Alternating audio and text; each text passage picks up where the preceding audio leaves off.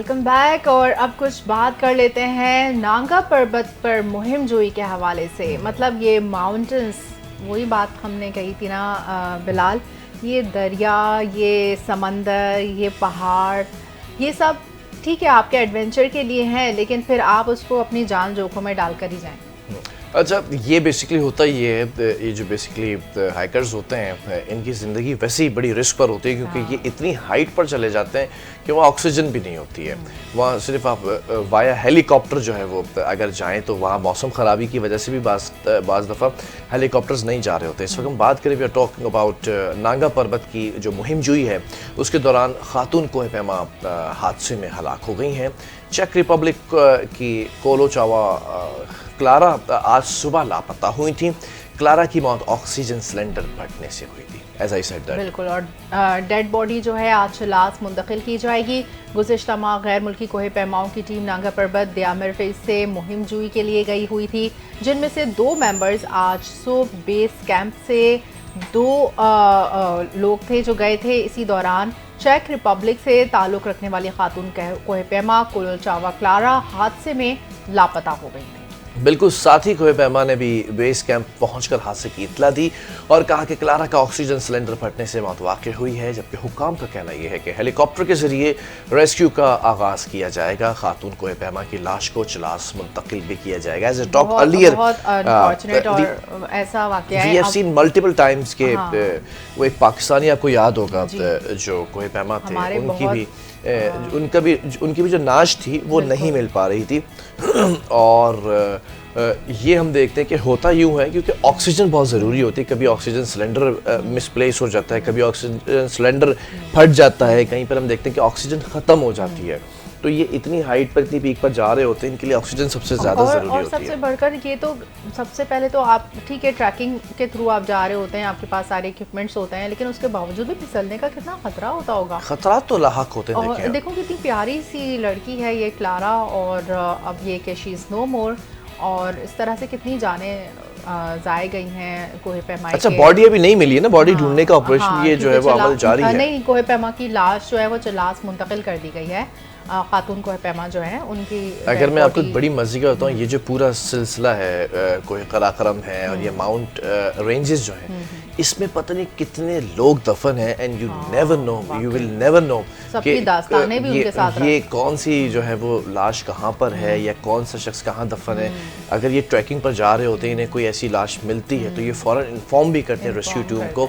लेकिन वही बात कि वहाँ पर कहाँ आपको नहीं मालूम होगा कि इन पूरे पहाड़ों के अंदर कौन कौन से लोग हैं जो वहीं पर आबाद हो चुके हैं, दूसरे जहान में जाकर वो पहाड़ों में दफन हो चुके हैं और बर्फ उनका कफन है। बिल्कुल। कुछ बात कर लेते हैं international world plastic free day के हवाले से। तकरीब का इनेकाद और एहतमाम किया गया APA की जानिब से, जो है वो होटल के अंदर ये एहतमाम किया गया, जबकि प्लास्टिक शॉपिंग बैग के इस्तेमाल में कमी लाने और दीगर प्लास्टिक अशिया की रोकथाम के लिए भी मुहिम का आगाज़ कर दिया गया। तकरीब में बतौर मेहमान खुसूसी सेक्रेटरी माहौलियात पंजाब सिलवत सईद, DG माहौलियात पंजाब इमरान हामिद शेख शिरकत कर रहे थे, और तकरीब में माहिरीन माहौलियात समेत मुख्तलिफ NGOs के आला हुकाम ने शिरकत की, और तकरीब में पैनल डिस्कशन का एहतमाम किया गया।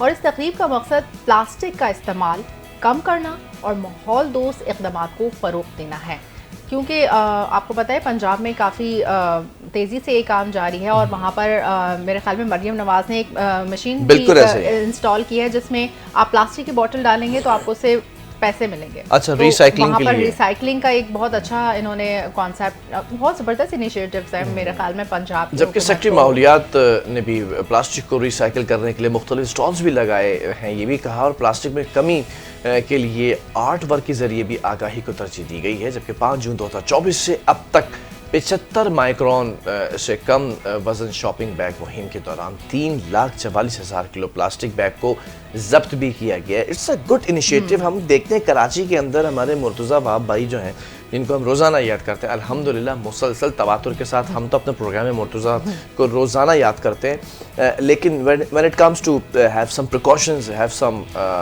मेजरमेंट्स, तो फिर वो हम देखते हैं कि कहीं ना कहीं पंजाब हमसे बहुत आगे निकल चुका है in terms of good governance. यहाँ हर दफ़ा एक आगाज़ होता है कि ये हम बेसिकली कहते हैं थैली, ये थैलियाँ, ये प्लास्टिक बैग्स, इसको रोका जाए, इसको बंद किया जाए, कम्प्लीटली बैन हो जाती हैं। आफ्टर 2 और 3 डेज हम देखते हैं फिर से ये निकल कर बाहर आ जाती है। इसका ऑल्टरनेट क्यों नहीं आता परमानेंट? ये भी एक बड़ा सवाल निशान है। एक बहुत बड़ी इंडस्ट्री है ये प्लास्टिक बैग्स की ना। बिल्कुल वो कुछ ऐसा मुझे लगता है कि पावर रखता है करने के लिए पंजाब का जो विजन है उसके लिए वजीर आला मरियम नवाज की सपोर्ट इनके साथ शामिल है और प्लास्टिक और माहौलियात के हवाले से ये बहुत मुस्बत इक़दाम है जो कि हर सूबे को इनसे इंस्पायर होना चाहिए और इनके नक्शे अच्छा अफशीन होता क्या है, प्लास्टिक एक ऐसी चीज़ है कि आप अगर ज़मीन के अंदर इसको 150 साल भी अगर दफन करके रखें ना, ये एज इट इज़ रहनी है। इस ज़मीन का बिगाड़ पैदा करने के लिए प्लास्टिक्स जो है ना वो ये समझी जाती हैं। ये फॉसिल्स नहीं बनती, इंसान दफन हो जाए, जानवर दफन हो जाए, फ्रूट्स दफन हो जाए, कोई भी दुनिया की चीज़ ज़मीन के अंदर दफन हो जाए, ज़मीन के अंदर ये सलाहियत है कि वो फर्टिलाइज करती है और फिर फॉसिल्स बना देती है जिससे पेट्रोल और नमकियात जो है वो बन जाती हैं। प्लास्टिक एक ऐसी वाहिद चीज़ है जिसमें प्लास्टिक सिर्फ आपकी ज़मीन के लिए नहीं, समंदर के लिए कितनी हार्मफुल है। आपके जितने भी समंदर में रहने वाले जो फिशेस और इन सबको आपने देखा होगा अक्सर प्लास्टिक की वजह से इनकी जान खतरे में जाती है। और काफ़ी लोगों के हमने देखा है किसी टर्टल को निकालना है तो उसके मुंह से प्लास्टिक निकालना है तो कुछ तो इस तरह की चीज़ें आप देखें समंदर के अंदर, देखें कि समंदर में कभी भी आप डिस्कार्ड नहीं कीजिए अपनी प्लास्टिक बॉटल्स। ये मछलियाँ खाना शुरू कर देती हैं और ये वहीं पर मर जाती हैं और इकोसिस्टम पूरा बर्बाद हो जाता है। बहरहाल कुछ गेम्स की बात कर लेते हैं इन दी एंड, कुछ खेलों की बात, क्योंकि खेल से ही तंदुरुस्त जिस्म हासिल होता है और तंदुरुस्त जिस्म से ही तंदुरुस्त दिमाग हासिल होता है।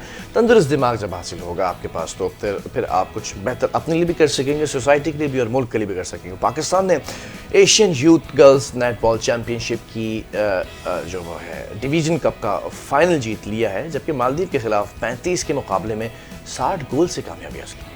पाकिस्तान चैंपियनशिप के प्लेट डिवीज़न कप में नाकाबिले शिकस्त रहा है। पाकिस्तान ने फाइनल समेत मुसलसल 7 मैचेस में कामयाबी हासिल की और फाइनल में मालदीव को किसी क्वार्टर में बर्तरी नहीं लेने दी है। तो ये ज़बरदस्त हुआ है। पाकिस्तान वैसे बहुत अच्छा जा रहा है। और एक और ख़बर मैं आपको शेयर कर दूं, कल I have heard that and I have seen on my Instagram, जो हमारे एक बड़े चैम्पियन हैं, हमारे प्रोग्राम का हिस्सा रहते हैं, शहीर आफरीदी, जो पाकिस्तान के एक बड़े मायनाज बॉक्सर हैं और सिंध पुलिस के जवान भी हैं, RRF के कमांडो हैं और साथ साथ तो दुनिया भर में फ़ाइट भी करते हैं। USA गए थे और US के अंदर जो गेम्स हो रहे हैं उसमें उन्होंने सेमीफाइनल्स भी जीत लिया है, एक गोरे को हरा दिया है और अब वो now he could be a part of but he would be really would be a part of वो गेम्स का जो फाइनल है उसका हिस्सा है। तो मैंने उनको बेस्ट विशेस भी कही हैं, बेस्ट ऑफ लक भी कहा है कि वो इंशाल्लाह फाइनल जीत कर आएंगे। आप कनेक्ट रहते हैं और अच्छी बात है कि हमारा जो ये टैलेंट है पाकिस्तान का यूथ का जो टैलेंट है